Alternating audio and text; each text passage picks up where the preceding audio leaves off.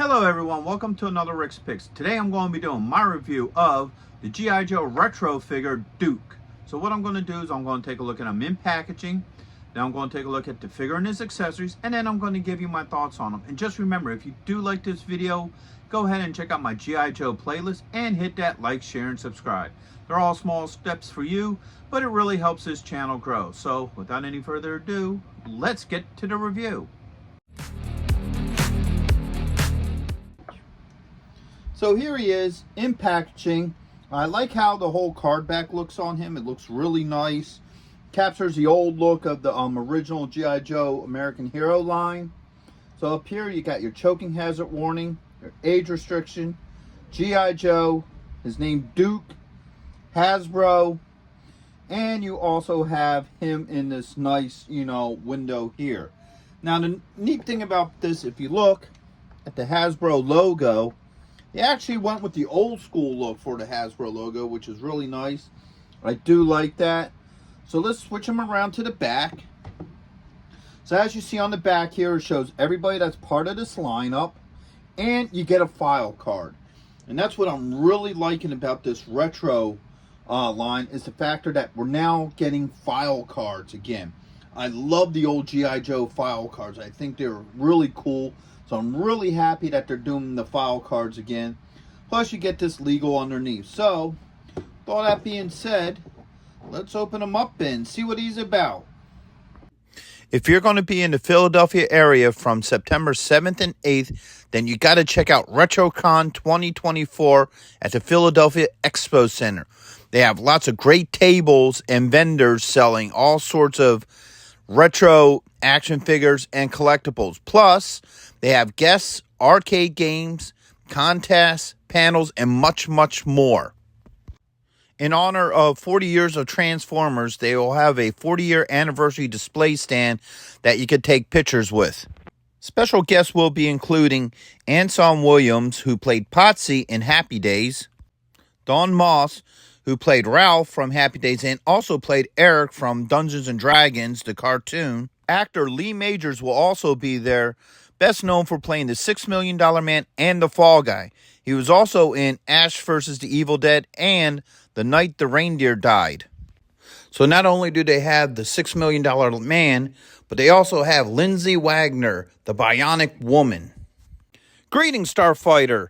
Lance Guest will also be appearing, best known as starring in the movie The Last Starfighter, and also appearing in both Halloween 2 and Jaws the Revenge. And right next to him will also be Catherine Mary Stewart, best known for The Last Starfighter and also known for Night of the Comet and Weekend at Bernie's. Voice actor Michael Bell will also be there, known for being the voice of Duke, Prowl, and other iconic 80s characters. So next we have Townsend Coleman, best known for being the voice actor for the original Michelangelo, also the Tick, and in Transformers Animated. The tag team wrestling sensation, the Nasty Boys, will also be there. And after RetroCon, head on over to Arnold's where you can see the rock band Cybernetic Spree. Hurry up and get your tickets now because they sell out quick. Alright, so first we're going to look at the figure. Overall, he looks pretty cool. I like a lot of the details on him.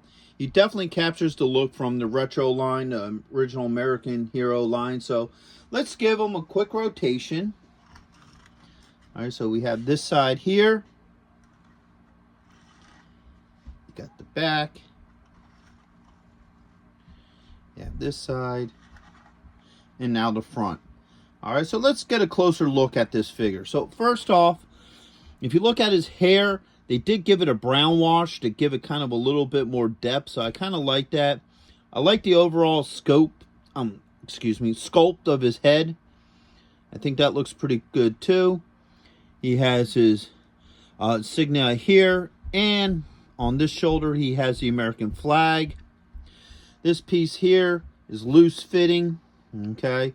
The grenades or nothing does not come off of it. He has a holster here for his gun and a holster here for his knife. The boots are pretty well detailed. So overall, he isn't a bad looking figure. I think he definitely does capture the look of the retro line. So let's start looking at his points of articulation. So the head does move. All right. You got a joint here at the shoulder with a swivel. You have an elbow joint, and you have a wrist joint. All right, get those arms up. You have a swivel right here underneath the ribs. Okay, you have a swivel here underneath the belt, so right at the belt line. All right, you have a thigh joint with a swivel. Okay, spin them this way. You got a knee joint, a little bit tight, but it moves fine. I don't have any issues with that. You have a swivel at the top of the boot, and then last but not least, you got an ankle joint. All right. So overall, I think he's definitely a good looking figure. I do like the look to this figure. So now we're going to look at the different accessories that he comes with. First off, he comes with a backpack here. I like the fact that they colored in the shovel. It has the G.I. Joe name on it.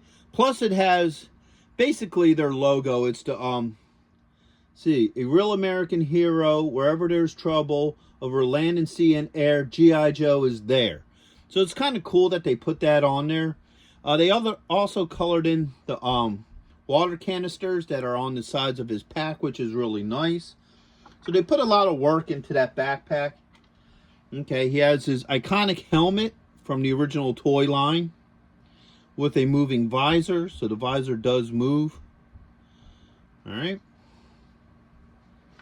He also has his binoculars, which is very similar to the original figure. He also has the original style machine gun that the original Duke figure had. Now the clip does come out.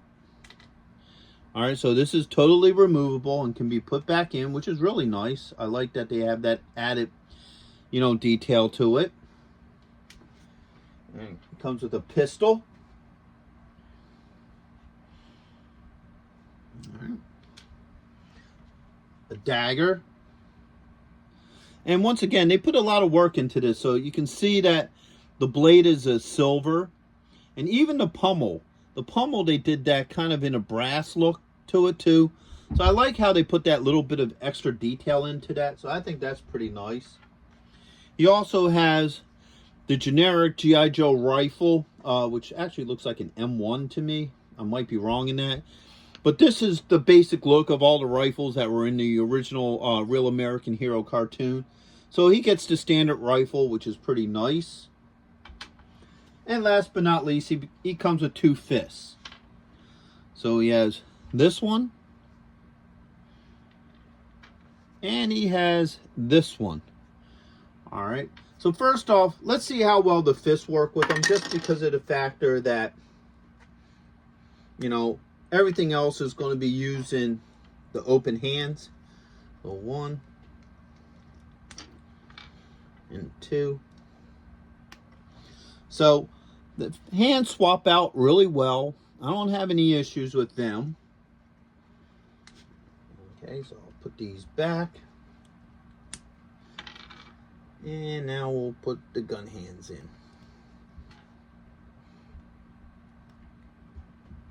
All right.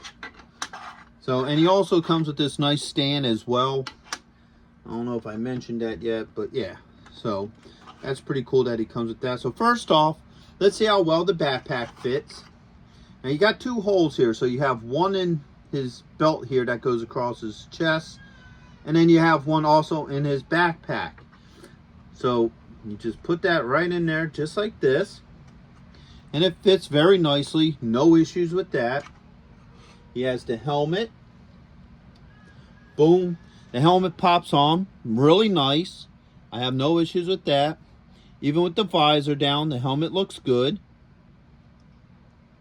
Alright. So next, let's try the binoculars. They fit very nicely around his neck. I don't have any issues with that. So next up, let's look at the pistol. Let's see how well that fits in his hand. Oops. So, trying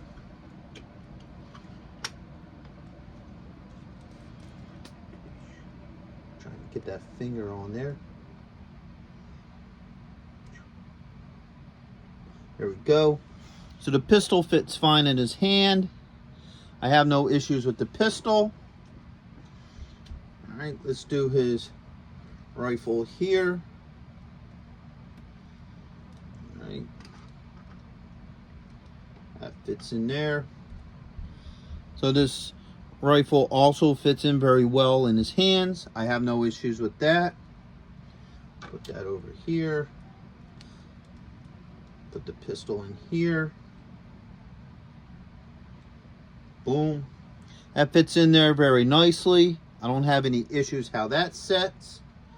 All right. Now we're going to do the knife. The knife fits fine. I don't have any issues with that, putting it in there. And also, boom, it fits good in the boot holster. No issues with that. And then last but not least, we have the rifle. All right. All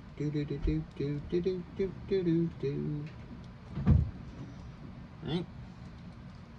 So that fits in that hand. Very good. So overall, everything seems to really fit well with this figure. The last thing I want to check while we got him here is let's see how well he can hold these binoculars here. So the fingers and stuff do move pretty easily. All right. So I got one hand on it, and as you can see, it holds it pretty well. I'm sure if you try to rearrange it however you want, you could probably get them in a good position for that. So it looks like he can hold everything pretty easily with no issues.